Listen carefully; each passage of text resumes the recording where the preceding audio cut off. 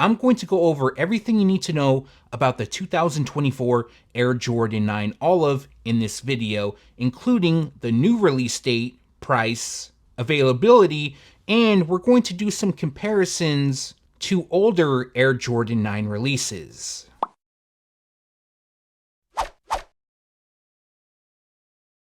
What's going on, everybody? This is Brian from SneakerFiles.com, and today we're doing another review. This time it's going to be on the 2024 Air Jordan 9 Olive. In this video, I'm going to go over all of the information you may want to know. I'm also going to compare it with some older releases. Unfortunately, it won't be the Olive pair, but I do have some older Air Jordan 9s that I wanted to share. Maybe some of you might remember them, some of you may not. But it'll give us a comparison to the shape, because in my opinion, I feel that Jordan Brand did a great job on the Air Jordan 9. They have been since the powder blue pair, but for this shoe, there has been a release date change. So initially they were supposed to debut on November 16th. However, they have been pushed forward. So now they're going to drop on November 9th.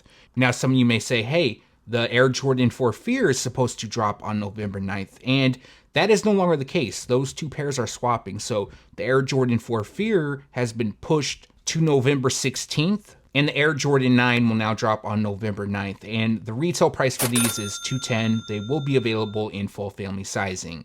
Now, it does make sense because I do know a lot of retailers have had this shoe for some time now, maybe 3 weeks, even a month.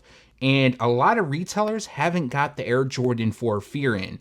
There's been a delay in shipping. I'm not sure what's going on, although it does look likely that November 16th is the release date for the Air Jordan 4 Fear. I wouldn't be surprised if they got moved again, but we'll have to wait and see. And of course, I'll be updating you in a following news video. All right, so we are going to do another unboxing just to give you the experience that I get. You see, got the OG box. Give you that good fresh sneaker smell right there.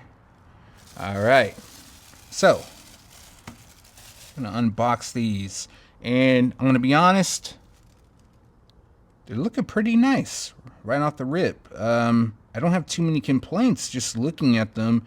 Of course, I'm going to probably just stare at them for a little bit before I actually do the review, but I wanted to give you this overview, of course. These are definitely a nice fall shoe. I'm liking these a lot. I'm probably gonna wait though, to be honest. Wait until they go on sale, just because I have that feeling that they're just gonna go on sale. But it seems like a lot of you feel the same way. The release date recently did get moved forward, so they got swapped with the Fear, and I'll give you all that info in a minute. Just wanted to give you this unboxing real quick. Ooh, that 2-3 looks nice though. And give you kind of that unboxing experience. Let me show you a quick overview of the box. What size did I get? I got a 10, but you can see it's the OG Air Jordan 9 box. All the branding on the back. And now, let's jump into things. All right, so now it's time to bring you in for a closer look. So, as you can see, this pair features black on the upper. We have what's being called olive on the mudguard. Now, in my opinion, olive is more of a green hue. This is more of a brown.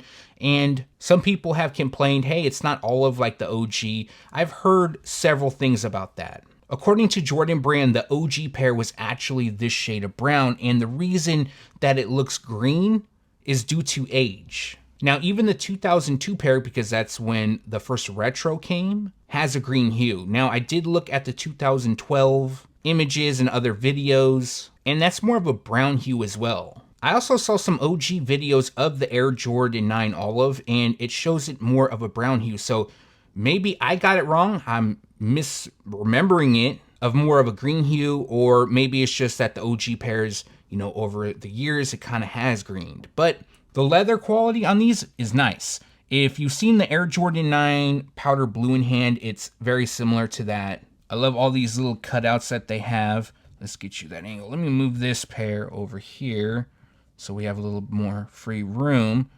But as you can see, we have the globe on the heel, the number 23. That will be stitched. Yeah, these are definitely nice. Definitely a great fall shoe. So here is a look at the medial side, the same as the lateral. We got leather up top, and then on the lower part of the shoe where the brown is used, because I don't feel right calling it olive, it's not really an olive hue, that is constructed with nubuck. Now, taking you a little bit closer to these eyelets, you can kind of see them right here. Those are plastic. Get you a shot of that toe cap right there. Yeah, I really wish I found my 2012 pair in my OGs, because I know I have OG 9s for sure. I just don't remember if it's the charcoal or the olive pair I might have. I know I have 2 pairs for sure. But let me give you a close-up of that tongue. And I know I have the 2012. I just don't know where that's at. So, I'll give you the outsole. So, we got the outsole right there. That clean look, all black. We got red on the Jumpman. Now, as you can see, the outsole, it has different languages up by the toe. There's a quote that Tinker Hatfield said years ago, and it reads, "The Air Jordan 9 represented the globalization of the Air Jordan brand.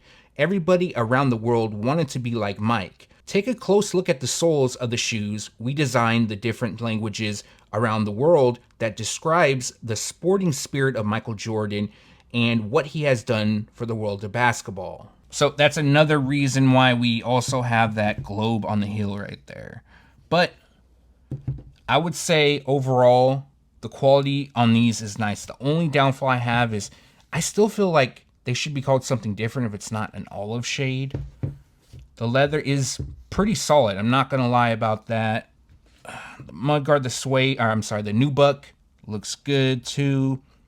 Personally though, there's so much stuff releasing that I probably would hold off on buying them. I feel like they're going to go on sale. And I'll talk about more on that on the outro. But one more thing. I got to show you the insoles. All right, so I pulled out the other pair, or the other shoe, and all black insole with red Nike Air. There is the backside. If anyone wants to authenticate, best way to authenticate is the insoles, because usually that is where the factories kind of skip on. So there is your 360 viewing. Okay, so in my Air Jordan 14 video, I pulled out some older retros. And in this video, I'm also going to do something the same. So I'm going to show you the first shoe in a second, an older one, and we can kind of compare the shape of that. Something right there. But the first pair I wanted to show is the Johnny Kilroy Air Jordan 9. Now, 2012, I don't think they did good on the mold at all or the materials. However, I bought a lot of shoes, a lot of Jordan 9s back then. I was always a fan of the model. So this is one of the pairs I bought and that I have in my office. Unfortunately, a lot of the stuff that I have is in storage. So let me see if we can do this the best way possible. We can kind of see the shape in the comparison. Oh, got to bring this over. That's not going to work, is it, if I have it out of frame? So we could see that the Air Jordan 9 Olive is closer to the OG mold because of the slope. Now, it slopes a lot more. Even around the ankle, you could see it's slightly different. Now, you can't really tell on this because on the upper of this pair, it's actually nubuck. So I really want to compare the leather quality, and we can't do that on this pair per se. So we'll do that in a moment. But the Johnny Kilroy pair was part of the Alter Egos pack. There was multiple Air Jordan 9s that released inspired by Michael Jordan, possibly having alter egos and things like that. But this was one of the pair, a very popular pair at that time. It's still pretty popular to this day. Somebody asked me if those are ever going to return recently, and I thought that was odd because I had planned on showing this shoe in the video. I'll show you the medial side of the Johnny Kilroys. But yeah, just wanted to show you that real quick. But let me get these reset up, and then we're going to move on to the next shoe. So I'm going to put this over here for now. And the next pair I'm going to show is another pair part of the Alter Egos pack. And this is the Bentley Crawfish Ellis pair. So with this one, you can kind of see the leather quality on these. I really wish I had a black base an Air Jordan 9 here just so I could show you better. But for this shoe, it's really grainy. I'm not really a fan of the leather quality. The look I like, right? But let me see the best way if I can do that. The leather just looks better on these and what they've been doing with the Air Jordan 9. But more importantly, I do want to show a 360 because you get to see an older pair of shoes. Why not? I think I might have one more Air Jordan 9 tucked away. Well, I do know I have two here, but one of those is the Countdown Pack Air Jordan 9, which I'm not going to show for this video because it's a different year, a different time frame than the Olive Air Jordan 9 because that did drop in 2012. But I believe I have one more. So I'm going to try to search after I do this overview real quick. And from there, if I could find them in my office here, then I'll do a comparison with that. And that I know has a black upper. I'm not positive if it's leather because it's been a while since I've unboxed them. All right, so after doing some digging, I found the shoe and it's perfect because it does have a leather upper. And this is a great example because this is the exact same leather used on the Air Jordan 9 Olive. But let me move these out of the way. Gosh, I got a stockpile of 9 sitting next to me. But we have the Air Jordan 9 Photo Blue. So there was two versions of these. One with a white bottom, one with a black bottom. Now, I believe the black bottom pair is more limited. The white pair was released at most retailers. Now, I do own the black bottom pair, but that's in storage. But this is a great example. Look at this leather quality. Look how shiny it is. And it just looks fake plasticky, right? I mean, even the Bentley Ellis pair had better leather. But this one, see if I use two hands in here. You can just see it's a lot more stiff. And then compared to this, it's just way better quality in my opinion. But either way, the shoes are dope, right? Some people don't care about the quality, and I totally get that. This is more so for people who do. But we'll do a little 360 of these. These are really nice in my opinion. I love that colorway. I think I like the white bottom more, even though I traditionally don't like shoes with a white outsole, but I think it looks good on this pair.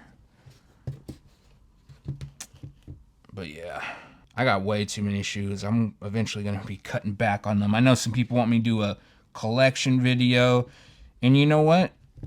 I probably should one day, but let me do a little lineup here of all these, just like the old one, or I'm sorry, the Jordan 14.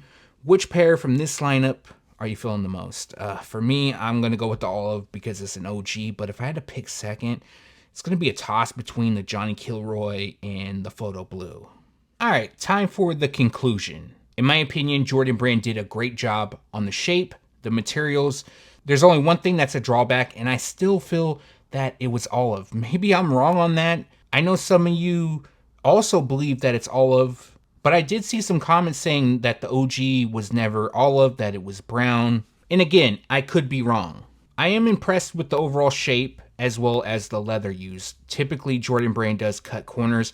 And when you compare it to older releases, you can tell they did a better job. Now, is it perfect? No. Will Jordan Brand ever get it perfect? I don't know. I definitely wouldn't hold my breath on it. Now, like I mentioned early on, the release date has changed. So instead of dropping on November 16th, this pair is going to drop on November 9th. The retail price will be $210. In my opinion, although these are nice and I'm a fan, they're a classic colorway, I think they're eventually going to go on sale. Now, the reason I think that is because one, we have a lot of great drops coming in November. We have the Air Jordan 14 Black Toe, my favorite. We have the Air Jordan 11 Bread Velvet. We have the Air Jordan 4 Fear, and we have the Air Jordan 3 Black Cement. Now, although these are a perfect fall shoe, I just feel that those shoes, or at least a couple of them, maybe not all, will take priority for many people. And since this is a massive GR, there's going to be tons of pairs available. Also, the Air Jordan 9 Powder Blue, that's still sitting at certain places. I went to my local Dick's Sporting Goods and I saw them sitting. I almost picked up a pair, but it was regular price, so I knew eventually I would find them on sale. So in my opinion, these are more than likely going to go on sale. Now, if you just want them and you're not worried about saving money, then yeah, cool, buy them on the release date.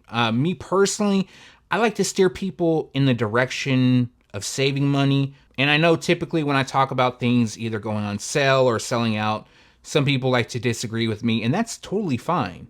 We can all have our own opinion, but mine is that these will go on sale. Now, as for retailers that are going to have them, pretty much every Jordan brand retailer, you'll be able to get them on sneakers, Foot Locker, Foot Action, boutiques, you name it. If they have a Jordan brand account, they're going to have these. So for me, I'm going to hold off on buying these. I was fortunate enough to get these in hand to do the review for you guys, compare them to some older retros. But let me know in the comment section below if you plan on picking them up on release date or holding off, waiting till they go on sale, or even passing. Now, if this is something you like, me doing reviews, make sure to hit a thumbs up on this video. And if you're new, make sure to subscribe down below. I also do sneaker news videos. That's pretty much my strength on this channel, what probably most people know me for. So if you stumbled across this video by accident and you want to know about upcoming releases, typically it's done here on the channel first. Again, I appreciate you guys for watching. Stay tuned to SneakerFiles.com, and if you haven't yet, make sure to subscribe.